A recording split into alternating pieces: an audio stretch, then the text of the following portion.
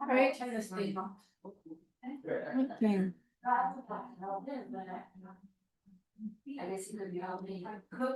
Is it rice sleep? Huh? Is it rice sleep? Hold on, Tara.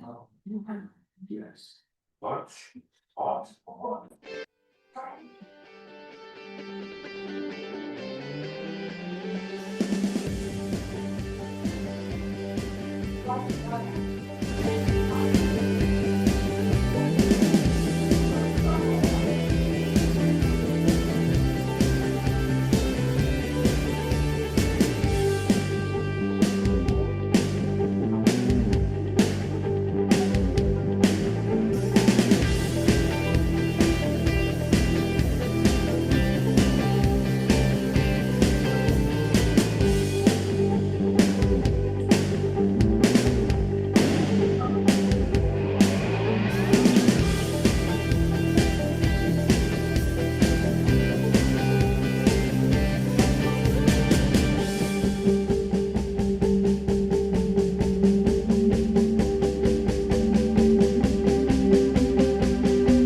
Go to that app that says to. It says Oprah.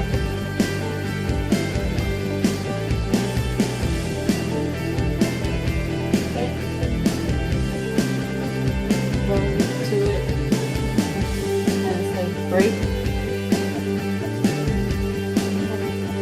Click break.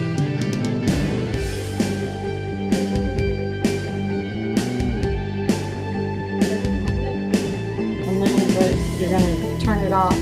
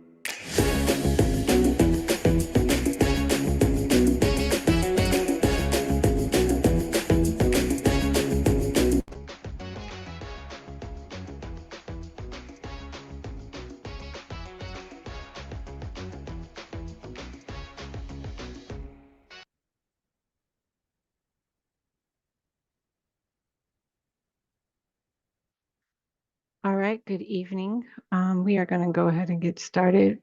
We are 6 minutes in.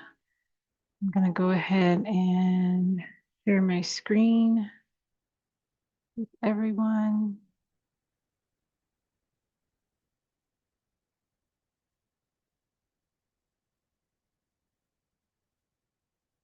And we're going to get started.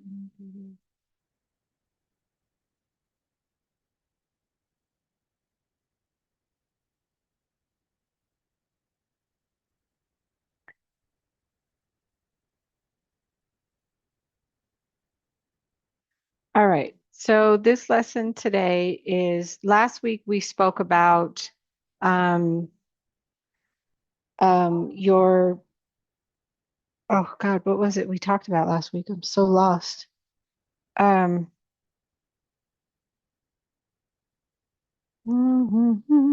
sorry.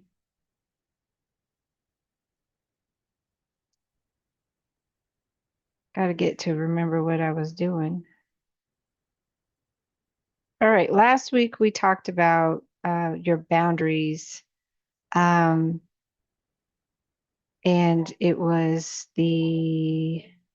hold on, I gotta think about it. I'm looking it up actually.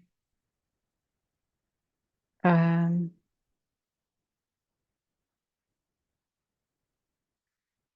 gotta get to it, gotta get to it, gotta get to it.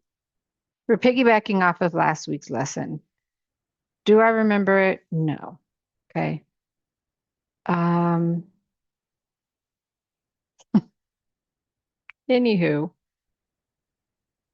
we're picking up where we left off, and this is pretty much getting us into the space of who taught us it was okay. So,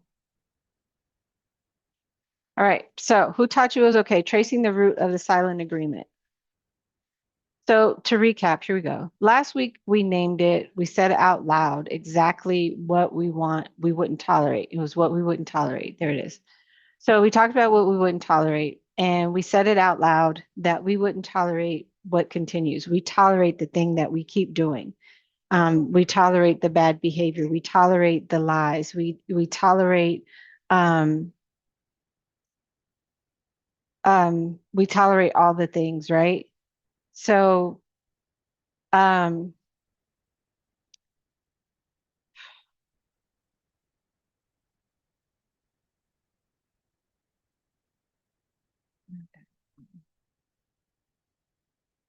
anyway, we tolerate a lot of the things that the behaviors or like just the scenarios and things like that that we've tolerated, okay? And some of us went home and we felt it, for days. Um, so we know that it's working. So tonight we're not stopping. We're gonna what we tolerate. Tonight we're asking the harder question, where did we learn this? Like, where did we learn to tolerate that things were okay? That we learned to tolerate situations were happening, or we learn to tolerate bad behaviors. We learn to tolerate, people treating us a certain way. We learn to tolerate all these things. Okay. So the question is, before we go in, did anything shift last week? Well, for you this week, Is that an open end question or are you just asking? I'm asking. Well, I'll go. I don't think, oh, there it is. Yeah, go ahead. For me, my shift was me knowing that it's okay to put me first and focusing on not being the over functioner and all those good things. Yep. Okay, did you catch yourself in a pattern differently? Um, Throughout the week, yes, because I focused on what I had to do. It was hard. Um, And when I felt myself stepping into a place of um getting involved in a place I shouldn't be, I caught myself. And then what did you do? Okay, so when we talk about a pattern, that's like XOXOXO. Where did you change the pattern in that XOXO? Like what shifted your pattern? What shifted my pattern is what I did this week was focused on myself, like my journaling, Mm-hmm. um, kind of bringing myself back. Mm-hmm. Like last week I talked about reintroducing myself. Well, learning who I am. So what I did was I journaled more. I was more, intentional with my Mm-hmm. journal. Yeah. So that, as you say, the pattern. So I can see what the pattern is. Yeah. I So learned, journaling and go ahead. I'm doing sorry. that. I'm sorry. No, I'm that's what working I on did. I that. just I worked on just journaling and bringing myself back. In the morning time before I go to work, I go sit on the porch. I have my quiet time, my meditation time, Mm-hmm. which gives me a lot of strength. Yeah. So, So I learned yesterday, spirit dropped into me relationship. hmm And I don't know where I was, how I got to that, but it was like relationship. And we can't have a relationship if I don't relate to myself.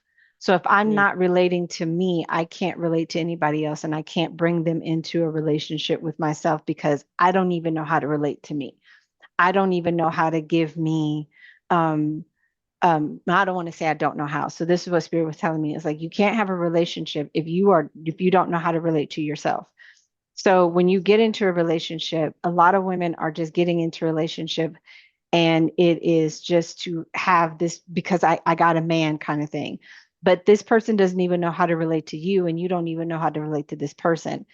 And spirit reminded me like you have been in relationships, like I was in a relationship for like years. They don't know my favorite color, they don't know my favorite food, they don't know my favorite flower, they don't know my candy, they don't know um what my triggers, they don't know favorite TV shows, they don't know that I like to watch classic movies. They don't know um anything about me. Like they don't know like my mom's name, my grandma's name, my dad's name. They don't know any of those things about me. All they see is like, oh, she's pretty, so I want to go there instead of yeah, really getting to know me. And so I, I've been learning that laying with me is a bonus. That's the extra. Being with me is getting to know me, getting to experience the relation with me. And he said, it's like you have a relationship with me. When you have a relationship with me, he said, I know everything about you. Because remember, he tells us, I know your thoughts before you even think the thought. I know the numbers of hairs that you have on your head. I know everything about you, Tarina. And you would get with a person that doesn't know anything about you, that couldn't care less if you were going through anything. He said, and my when I'm telling you, when you have a relationship with yourself, you have a relationship with me because you are getting to know the true essence of yourself. And so I sat there and I was like, man. And so I'm learning that she's phenomenal. She's amazing. She's beautiful inside out. She's smart. She's strategic. She's loyal. She's loving. She's kind. She's spirit led. She's a prayer warrior. She's an intercessor. She is um, all things lovely. She is wholesome. She is majestic. So I'm sitting there and I'm naming all these things. So I went on TikTok and I did that because it was a message that a girl had did, and it just reminded me of we as women, we get in these relationships just to say we have a man. And so a girl had said, so I don't know if you guys seen it, but it was a girl, she was talking about how she was pregnant and it was unwanted and she was unplanned and it was unplanned. And she's just crying and she was like, we make these decisions. And so, there are people out there that was dogging her out, whatever. And so I just went and I, stitched the video. There's no judgment in what we do. We all make these decisions, right? And so because we're Christians or we believe, right? we think, because we go to church, we have this belief that if I abort the baby, that, oh my God, it's a sin and whatever. And so a girl said, but where was the sin when you was getting banged out? Where was the sin when you was laying on your back, when you was sleeping with this man, who, by the way, had a family already? Where was all of that? And I thought, you hit the nail on the head, because we don't think about that part. Then a baby comes into play. Now we want to be like, well, if I take the life, God. And she's like, but where was God in all of this when you were sinning? Because they used to tell us it was fornicating. So where was he in that moment? Because here's the thing. One thing I know for sure is he was there. He was telling me, don't, no, that's not your husband. Don't do that. Don't do this. But because we lean so much on religion and what the church told us to do, we pray for this sorry man to be our spouse. Do you know, like, we sit and we lament and we pray and we cry, and then we go against the grain and we go against the signs that tells us that ain't him. That ain't it. Then if we're in the church, the mothers of the church would always degrade us and judge us when we're telling them that I met a guy and I want you to pray for him. But by all the mean, they're not telling us that they met a little pookie that's now pastor such and such. Know what I'm saying? So did I catch something differently? Absolutely. I caught that that I don't need anybody else to validate who I am. And so as I was doing the TikTok, I was just like, I've learned that she's amazing. She's beautiful. She's a stunner. Okay. She's phenomenal. Um, and I was talking to a lady today, one of my clients from work, and um we got into this conversation. And so on TikTok, there was this girl and they were talking about your Pluto and your Venus and all that stuff. So I went in and I did it. I just was like, oh, I want to see what it was. And so um, I went in and then I went on Claude and was like, hey, Claude, my Venus is rising. It's here and this and that. And it's this. So I have to tell you what Claude said. So I was like, my hold on. Okay, so my Pluto, so they were talking about your Pluto. Do you know where your Pluto is in your house? And I was like, no. But, I got the pattern. So this app called the pattern and it tells you, it'll give you your thing. So I go in and I tell Pluto, hey, I'm a Scorpio. My Pluto is between the eighth and ninth house. So it's like right there, like just right on the cusp, more in the eighth, but in the ninth. And so I said, it's literally on the line, mainly in the ninth house, but partially in the eighth. I said, what should I be focusing on? So it says Pluto sitting right on the eighth and ninth house cusps. You're working with some serious deep depth energy. Here's what the placement is calling you toward. The eighth house is, even if minor, is about deep transformation through loss, surrender, and rebirth. Other people's resources, financial partnerships, shared assets, inheritance, psychological excavation, going beneath the surface of everything, power dynamics on how you navigate them. The ninth house, my main one, it says your beliefs, philosophy, and spiritual worldwide, being constantly transformed, teaching, publishing, and spreading wisdom that came through the fire. Higher education, not necessarily formal, but earned through lived experience, travel, expansion, da da da da da. So then it goes into and it says, well, this is what's happening. So it says, through your life, through your line of Pluto, transforming transforming beliefs, yours and other people's. You likely came through something heavy, the eighth house, and are meant to philosophize and teach, philosophize and teach from that place. What am I doing? So then there was a girl that was like, oh, yeah, go to your Venus. And so I was like, okay, well, my Venus is in the 10th house. of Scorpio, and Mercury and the Sun are in my 10th house. Break that down. So I was like, break it down. Okay. So they were like, okay, power placement. So basically, they said everything that I am doing now, it says your voice and your words are your career, full stop. You communicate in a way that gets beneath people's defenses. You say the thing others dance around. Writing, speaking, teaching, all amplified for public impact. Your words carry weight and staying power. People remember what you say. The 10th, it says this is the most important placement. So this is the house of purpose. So the 10th house is the house of purpose, legacy, and public identity. And your sun is living there means being seen is your life force. And all I could do was sit and I said, so on October 25th, 1971, at 3:20 p.m., I was created for this.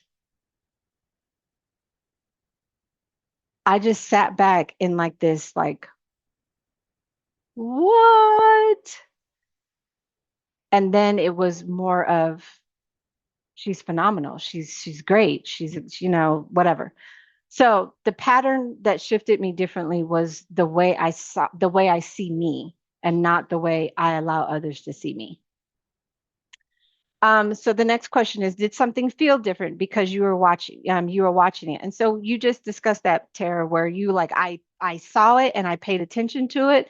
And so it felt different to move the XOXO to XO1 or XOXYZ or whatever the case may be. Did that feel different when you got out of that pattern? Yes. That's I what have to one. like push myself like, that you don't supposed to be there, move over. You know what I Yeah, mean? yeah, yeah. Being very, very just aware. That's the word. Mhm. Aware. I have definitely aware. Yep. Hmm. All right. So for every pattern of tolerance has a permission slip behind it. And so tonight we're going to find out who signed it. Mm. Last week we looked at the agreement. Tonight we look at the classroom because nobody is born believing that they have to shrink, stay silent, or accept less. I'm telling you, when I saw my placement and I did that and they gave me that information, I was like, so I just like, you have to just sit in the moment and say, so on that day, at that time, you created me to do exactly what I'm doing right now. Hmm. That was such a powerful moment. I couldn't even cry. I just was like, oh wow. Um, that was taught. So what we believe, what we stay silent, all of those things, it was taught, and it can be unlearned. Okay. So there are 4 classrooms where we learned to tolerate the behaviors that we tolerate right now, or the things that we tolerate. One is how we grew up at home. And I know each and every one of us in this room, somewhere at home, it was taught. The first place we learned what we loved, what love looked like, what conflict looked like, what we were allowed to need if we watched a parent stay in something painful, absorb disrespect, or never advocate for themselves. Our nervous system filed it away, and we just said, "Oh, that's normal." Because have you ever seen some of these girls that go through these things? And it's like that pattern. And we talk about generational curses where they go through these things where they saw grandmama on food stamps and in, low income housing. Then mama gets on Section 8 and she gets on food stamps and she's in low income housing and she doesn't strive for anything. And then her daughters, and it's just like that generational thing. And where are the Joshuas that say, we're not going to tolerate this? Where their nervous system says, no, we're not going to do that because I didn't choose this life. If we look at what Joshua said, Joshua's like, I didn't choose this life. You know how they say, I didn't choose this life chose me? Joshua said, I didn't choose this life. But what I will not do is go another 40 years wandering around for something that God had promised, right? So you didn't choose it, you downloaded it, and now you're living it out in your adult life like it was just who you are. That's just who I am. I just eat this way, or, I just drink a cup of coffee this way, or, I just talk to people this way, or, I just do these things because that's what you have been programmed to believe. You've been programmed to do this thing. And so we have to um, remove the malware, because when we talk about what's downloaded, we have to remove the malware to get to the system to where it's running properly. Because when we talk about malware, that's a virus, right? We've allowed these viruses from our mothers, and mainly our mothers, partially our daddies, but mainly our moms, because we emulate our mothers. We watch what our moms do. So if we've watched these downloads of what our mothers have done, the painful things that they've absorbed, where grandma's staying in these relationships that are unhealthy, where they've absorbed the disrespect, they've absorbed being, single women that have men on the side. We've absorbed all of those things. So you didn't choose your first classroom, but you are sitting in its lessons every single day. Every single day, we sit in the lessons that we've learned through our home. And the question is, are you going to keep taking the test, or are you going to change the curriculum? I was telling a client today, when God spoke into the void, the emptiness, the nothingness, and he spoke life, where he told the earth, or the waters to separate from here to there, and he told the clouds to stay up in the sky, and he told the waters to um, come up from the firmament, where he spoke to the trees and told it to have life, and he told the animals to produce a life. If you can speak to the curriculum of your life, the thing that you go through every day, and tell it, we don't like this, and I don't want to keep taking this test. When we look at the children of Israel, when they were told to leave, and they were told to take the manna, and he said, take enough for the week, but on the sixth day you take double. And God asked him, how long are you going to ignore my commands and my instructions? How long are you going to ignore that? And so when we are going through these tests and these lessons, the lessons that we go through every single day becomes a test to where we say, can I pass this test? And I need to change the curriculum, meaning I need to change the way I'm thinking about all of these things, the entire situations. I need to change the pattern, like Tara said, in order for me to get to something different. Because every day I'm going to this class, I'm sitting in this class, I'm doing the lessons, I'm doing this, but I'm not turning in the work. Okay. So I need to change the curriculum, because this is not my class anymore.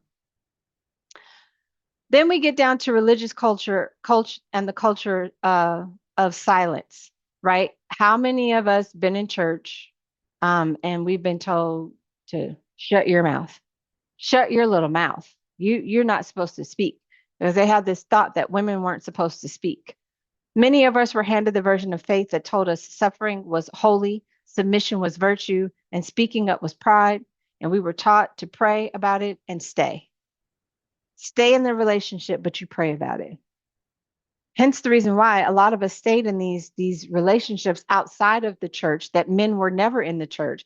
And we stayed in these relationships because they told us just to keep praying about it. You never told me what to do. You just told me to pray about it. You never gave me instructions. You just said, pray about it. Oh, just pray about it, Tara. God's got you. Or I'll say a little silent prayer for you. Or we'll just be touching and agreeing. The Bible says if we touch and agree. We got to touch and agree, Tara. Let's touch and agree. I'm not mocking him, but touch and agree. We just need to touch and agree. Were you going to say something? No, I'm listening. Oh, so touch and agree. We just don't worry about it, Tara. Your mom's going to love you. She's going to be okay. Just touch and agree. We're going to touch and agree that God is going to change the law. But in the meat of it, when we get to Proverbs, he's saying they tell you to come, sit, eat, and be with me, but their heart is so far from me. What are we touch and agree for? because you're really not touching and agreeing. Because if you're touching and agreeing, I'm going to tell you, he ain't it. Just the same way y'all told me, no, Tarina, no, no, that ain't it. I know. And here's the banger. I know. We know. But we do it because of what we saw and what we learned. Mama stayed, so I'ma stay. And mama and daddy been married 30 some odd years. And then they talk about the tribe. Do you remember the woman who got on TikTok and she was just like, she would iron his clothes for him to go out and be with another woman. And then you became a pastor? What? Right? Who became the So pastor? Your husband? the husband did. The man was a Oh, pastor and they got on the Dear Wifey show, the podcast. oh, yeah, yeah, yeah. I know, dear wifey. And the woman's like, but I used to iron his clothes when he would go out on a date. And I thought, what did you just teach your daughter? Exactly.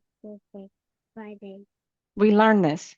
So to keep the peace, to not be divisive. And while there is beauty and truth in faith, there's also a weaponized version of it that kept women small and called it godly. Discernment is not rebellion. Being wise and walking in wisdom, that's not rebellion. And when we look at, and I just, the thought of me that came to me was Juanita Bynum. Do you remember prophet? You're a prophet, ma'am. Whole prophet. And you married this man and you didn't see that coming. You didn't get the little tingle to be like, ah, you know? Was he abusive, right? Yeah. Verbally and physically, from what I've heard, from what they, allegedly to the TikTok. I mean, not the YouTubers, allegedly. Allegedly. But at the same time, when we talk about faith and we talk about religion, it's like we know this ain't it. Mm-hmm. I knew every time I would frolic, I would just be like, oh, this ain't it. Within your soul, this ain't it. Your soul cries out to tell you, hey, he ain't it. Just think about when you were married before this last marriage that you had, Tara. You knew, didn't you know? Mm-hmm. Okay, so we can't sit and be like, I didn't know a thing. You knew. You just Mm-hmm. chose to stay there because why? Who told you? Who co-signed and said, well, you're just going to stay in this relationship forever? It was so crazy. It even worked. The heck was I staying for? Right. And then the women in the church never came to you and told you, hey, sis, Mm-mm. Don't even get me talking about that. because Because if I you was pray, married to a whole worship minister. That's a whole nother marriage. Now that's right, when I was in the church. right. So if you're praying for me the way you say you are, but I think a lot of people probably won't bring that to you because they think that, would you be offended if I told you, hey, Tara? So I had a dream last night and it was about your husband. And God showed me da da da da da da da. How would you take that? Would you think like because religion, we walk in more flesh than we walk in spirit. So your flesh probably would have been like, she just trying to get my man. And then you're gonna talk about the person who brought you the message. Because that's what happens. I'm not saying you would do that, but that's usually what happens. I was a little thuggish, so I'm like, girl, what did you do? You know what I mean? So I'm very open. Yeah. I'm very open. So if somebody was to come to me and say that to me, I'd be like, oh, I gotta, I'm gonna file it. Think. Because I had a lot of red flags even before I moved to Virginia. Oh, girl, please. I could write a book. But we don't move in it because mom and them stayed. Hmm. My grandmother died married to a man that was married to a whole nother woman that had a whole nother family. But The I pattern. think when we go through that pattern, I don't think we're aware of it. I Mm-mm. think back to my first marriage, I was 20, I got married at 21. Uh-huh. I think I was 21. I didn't see it then. It was young. I was young and the experience was new, you know? But we're in church. Let's start there. We're in church. This is where He I wasn't was. in church. I was in church. We were in church. I'm 20 something years old. Okay. And I'm frolicking. I mean, I'm doing it, right? I am next to the pastor's wife, the prophet. I'm sorry, the prophetess. I'm with you.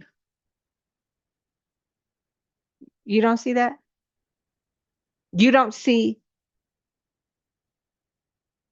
you don't have, you know what I'm saying? You didn't, Tarina.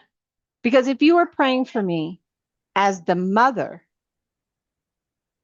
I'm just saying, I mean, am I wrong for saying, I mean, but I'm just thinking, Well, maybe God didn't show it to her because sometimes God could put a blind over someone. Maybe it wasn't her place to say anything. okay, I get you. I get you. Because sometimes spirit know we won't receive certain people, and some people don't need to know. You know what I mean? Yeah. Because some people take, oh, God showed me, and they just do.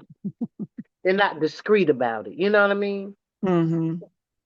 Like if God Yeah. tells me something, I'm discreet. I'm gonna come to you, Yeah. in love. Yet, well, let Like, me just say, yeah. but Yeah. some people, she probably wasn't the one to tell.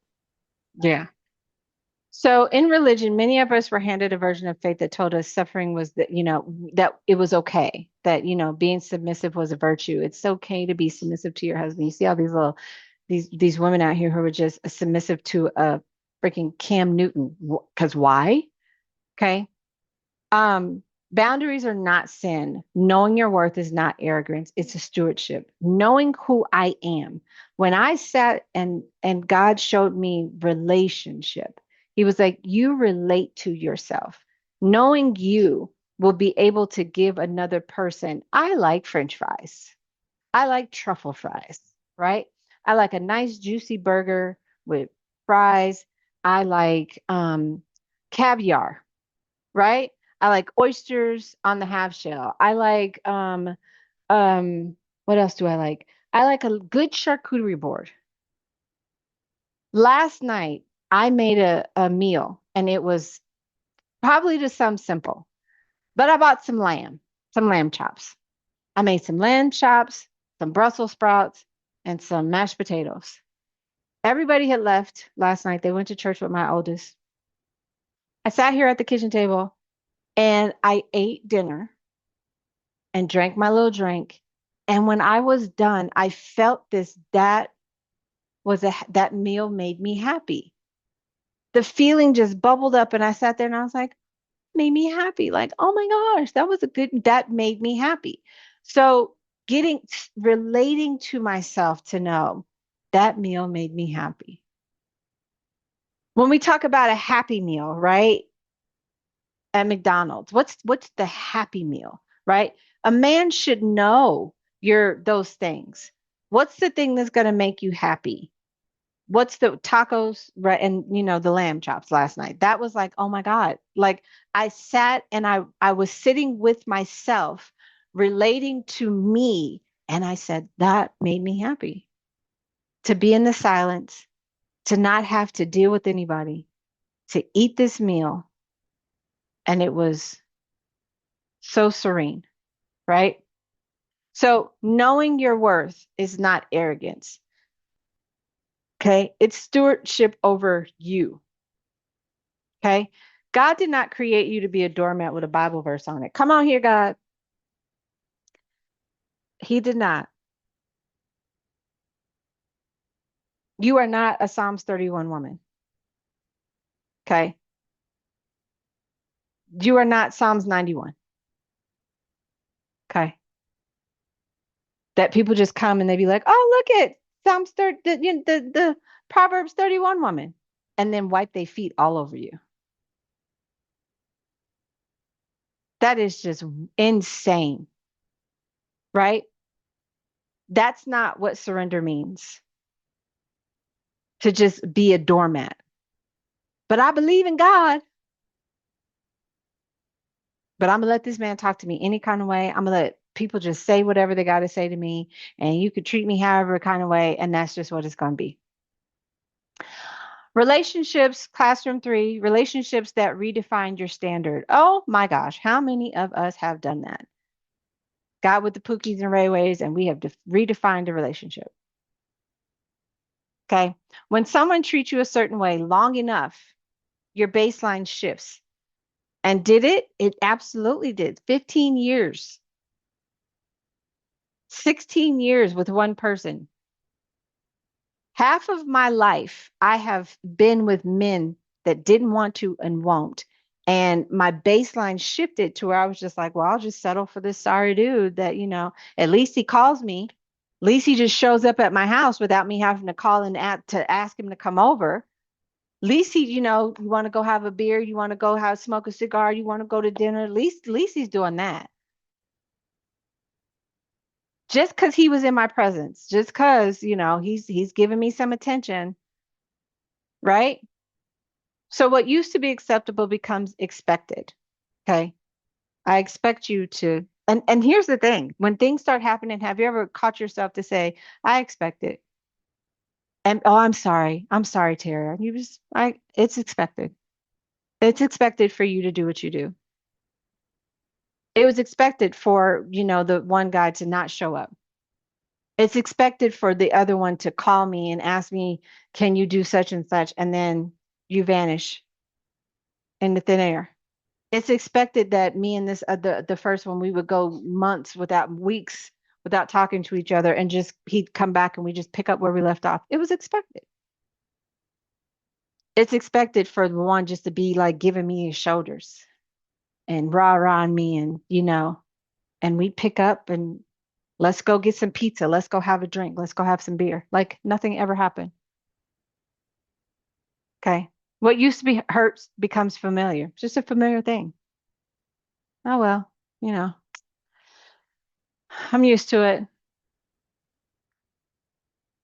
Familiar. So, and it says, and familiar starts to feel like safety.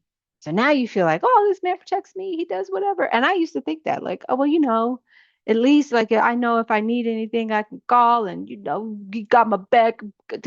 Yeah, right. Okay. Okay. Even when it's not safe. Because when I really needed safety, he sat and just watched. Didn't address it, just watched it. Because what were you doing? Were you waiting to see how long it was finna take? Because I'm finna get at him. Okay. But you just sat and watched. Now, the first one, he was a banger. Hey, you don't ever get to say nothing to that one. I accepted a lot of behaviors, but you don't get to say. So when we go through these patterns, right? They may kind of do something. You'd be like, oh my gosh, he bought me some flowers. Or girl, he was standing up for me. They was coming for me. And those kind of things that we used to do. Some of us have been in relationships, romantic friendships, work that slowly lowered your floor without even realizing it. And you didn't, and we didn't get here overnight. We didn't get in these relationships overnight. These are things that just kept going, kept going, kept going. That's why I said 2025, the ending of 2020, I was like, there is no way that I'm gonna keep wandering. We've been wandering for 40 years, right? Can you imagine, Joshua? Listen, we have wandered 40 years. What are y'all doing? Okay. We didn't get here overnight. We know how we got here. God freed us. He literally freed us. When we got out of the relationship, he said, okay, whom the sun sets free is free indeed. Don't you go back. Don't you turn around and go back to that.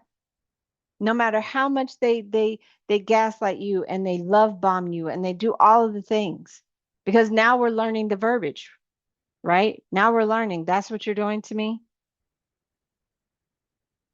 So we didn't get here overnight in these relationships, but it redefined the standard because we watched our mothers and how they just, oh, I'll just, right? So we don't compromise. You got here one compromise at a time. Well, he did this. Oh, girl, he fought for me. Well, he stood up for me, or he told them, one compromise. You compromise one part of your life for this. and this. And it's always the I'm sorry. And the I'm sorry turns into here we are in classroom 3, where we allow a person to continue to treat us the way they treat us. Familiarity is not the same as rightness. You can be deeply used to something that is deeply wrong for you. That is such a powerful message. You can be so used to, I know if I say something to you, you finna give me your shoulders, you finna give me, you finna hyperventilate, you finna give me attitude. And, but then tomorrow or this weekend, you call me, let's go have a beer. And you're like, oh, okay, okay. Deeply wrong. And you know it within, you feel this ain't right. But we keep doing it because we don't know how to break the pattern. And we feel that if I break this pattern, I'm going to lose.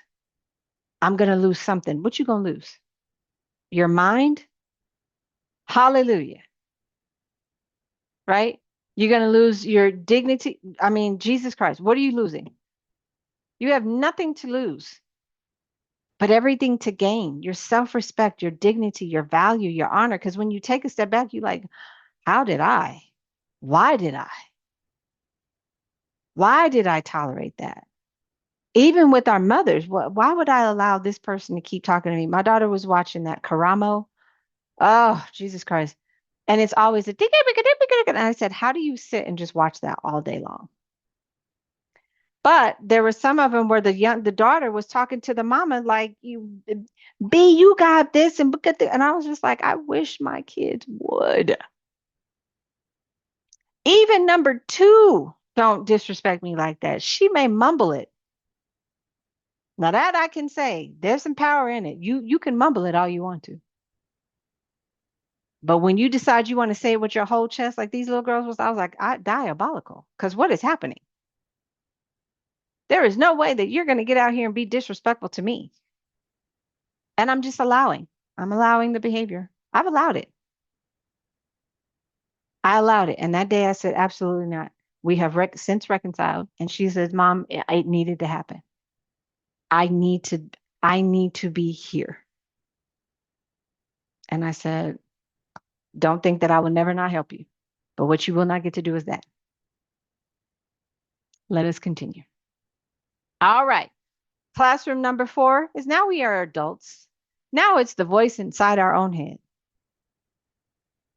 That voice that sits with you in the morning to be like, Tara, you know you should not be going to this job. And you know you ain't never going to get you a car, right?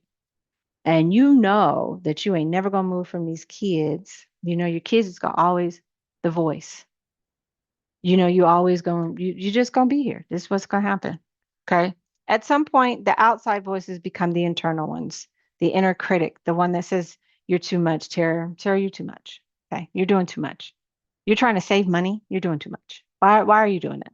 Saving money for what? Where are you going? You ain't done nothing. Okay. You're not enough. Okay. Tarina, who would want you? You got 4 kids and you give more to your kids than you give to yourself. What man would want you? Okay. You're not enough. No one wants you. Okay. Lucky to have what you have. Don't rock the boat, girl. You lucky to be where you at. You lucky to have you a house. Lucky to have you an apartment. You lucky. Okay. The voice did not originate with you. It was your mama. You lucky if it wasn't for me, you'd never have nothing. That's what my mom said. It wasn't for me, you wouldn't have anything. Okay. And without me, you'll have nothing. Okay. By a parent, a partner, a pastor, a teacher, or a culture. And you picked it up and you were like, oh, this is so nice. I think I'll take this. Nothing. I devalue. Okay. I'm too much. Right. And we wear this label that culture and the teachers and the church and the pastors' wives, it's not even the pastors, the pastor's wife, that they label us, the sisters in the church, give us these labels and they just attack us with all of these things. Who does she think she is? You couldn't be an intercessor because, oh my God, they're going to talk about you. Don't say you're a prophet. Please don't. Because, what? Oh, you're a worship leader? Can she sing? Then they're going to judge the minstrels. They're going to judge what's coming out of your mouth. Judgment. Okay. So we picked it up and we carried it like it was ours. Like, oh, this belongs to me. Bag lady. That's all I thought of when I was doing this, bag lady. So tonight we named whose voice that was. Okay. Um, and we decided we're keeping it. I remember I still have that information. It's called the name game. I'll never forget. But this journey that I'm on, I thank God that He has brought me here, that everything that I've learned, it is not from a book.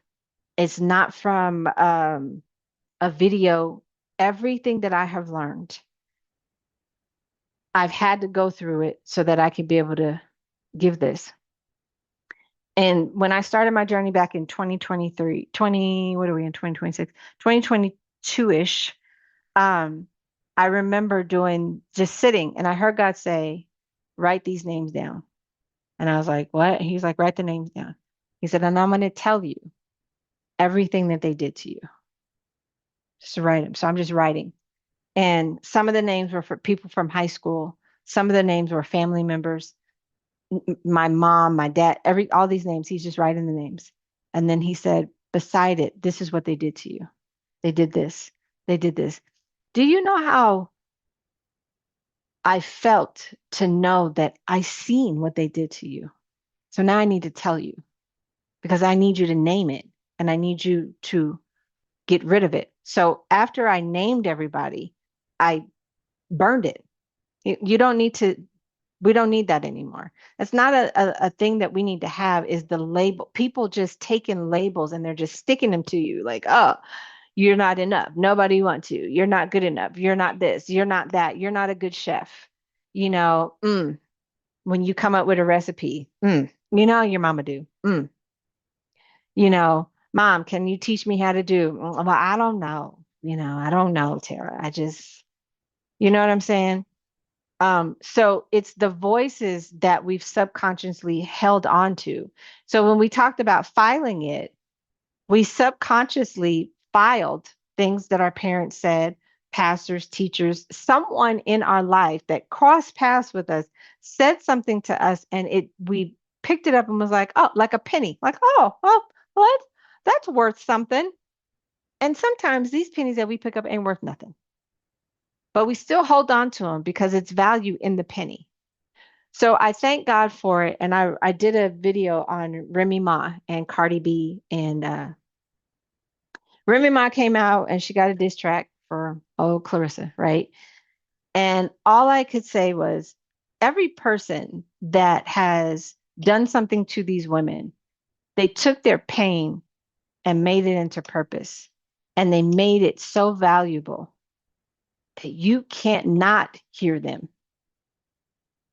Cardi, listen, that man, and these women have been publicly humiliated by these men.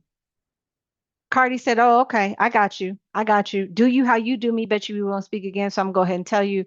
And I'm gonna tell your mama she raised a bee. She raised a whole little bee. Okay. I can't wait to see her to tell her that. All in the diss track.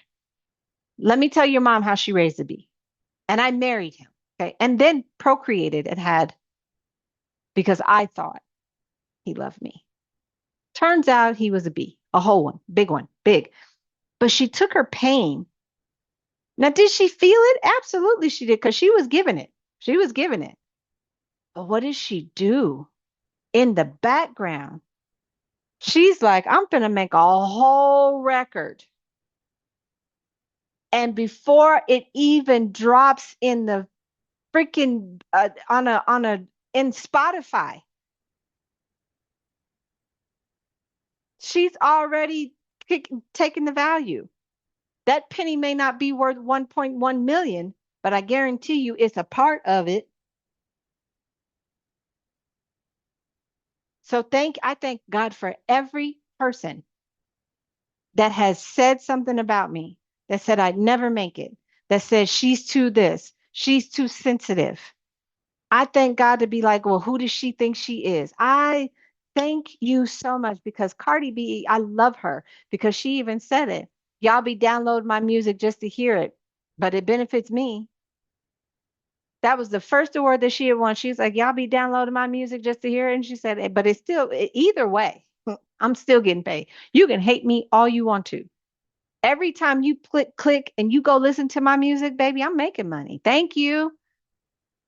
Every time, and I say this now, and there's a girl that's on TikTok, and she said, every time someone says my name, I'm gonna get some money. And I say it. Every time someone says something negative about me, money's coming to me. Every time you say something bad about me, money's coming to me. And here's how I know it's true by what I did last night. Just seeing that, and it was like, you were born for that.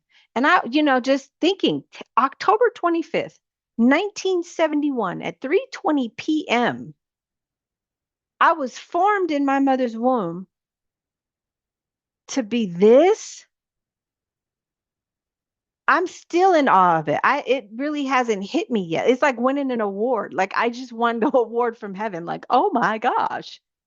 I'm still taking that in. Like God, like mind blown that on that day you said, put this there, put that there, put this there, put her Venus and Pluto, the sun, put that there, and then take her and put her right on the cusp of this because I need her voice to be the thing that vibrates throughout this world that's going to change the lives of people. And guess what? I know I believe that. When I saw that, I was in a little kind of, and when I read, I was like, really? Because there's a purpose. Just think of your birthday and the time that you were born, where he said, I'm going to make a Tara and I'm going to make a Tangela, and I'm going to give them these things and I'm going to do what I have to do. And they're going to be out there and they're going to be, they were meant to do this thing. It was like, I wanted to just be like, I want to thank my mom and dad for meeting. And, like you can't not, like, I couldn't unsee it. Just to know that I was created for this. And I was like, God, thank you for just confirming that, to let me know that I'm not doing this work in vain. Thank you. The most dangerous agreement is the one you make with yourself, the one that says the critics were right, the one that you hold on to a penny from a penniless person. Think about what Cardi was going through, or Remy Ma. This woman's coming for me every day. Every day you coming for me. You got the man. Don't nobody want him but you. You got him. But you steady coming for me. What is that? Tony Braxton even said it. Don't you know I had him? Okay. So maybe you need to put more emphasis on him than to be worried about me. Okay. Love that part of the song. Maybe you be more into him than be worried about me. I love Tarina. She's amazing. Okay. The more I get to know her, Bob Proctor has said it in the movie The Secret. The more I get to know me. I love her. She is phenomenal. She is outstanding. She is beautiful. She's so sweet. She's loving. She's kind. She's serene. She is amazing. I love her. I love her so much. Let us go on. So here's what I need you to understand. Naming where it came from is not about blame. Okay. It's not about going home and, Mama, you said, and it's not about that. Okay. It's about you. It's about your authorship of your own story. Because now, when we talk about when God spoke into the void, into the emptiness, into the blackness, into the darkness, and he created, right? Story has been created. But now we can go back through and be like, we need to what is that? When a movie's going on and we have to kill them out of the scene, or the series when they have to kill a person out of the series, gotta X them out of the series. That's what we need to do with certain people in our life. We just gotta, all right, this is your last scene. Okay, so this is your last last part of my life. Okay. So we got to kill you off, right? This is about you. This ain't about anybody else. We have made a lot of people the main characters in our story. God is like, well, where are you at in here? Because he's probably picking up a manuscript like, okay, yeah, okay. Well, but where are you at, Tarina? Where I don't see you anywhere in here. Where are you? You're writing a story. Why are all these people the main characters in your story? And you're like, well, because God, Um, he's like, no, absolutely not. You got to take back the ownership. Okay. You are the author of this book. Your book of life needs to have people written out of it. Amen. Because you can't rewrite what you refuse to read. Jesus, today, I'm going to say it again. You can't rewrite what you refuse to read. Okay. Tonight we are reading it, and tomorrow we start writing something different. All right.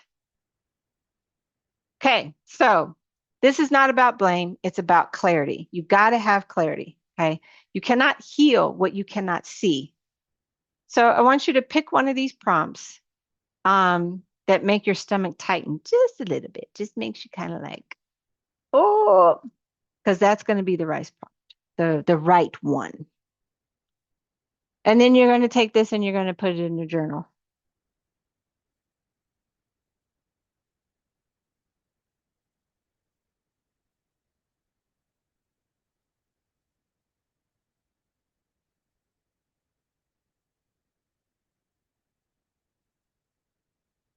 Mm. It's like kind of like all of them, like all of them.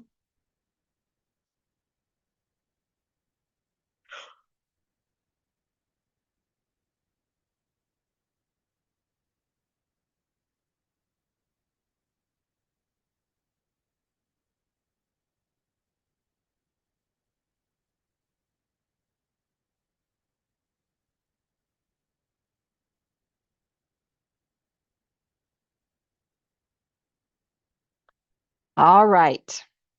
We still have this. So this is going to be your journal prompt for your journaling. So we have this breakthrough message here.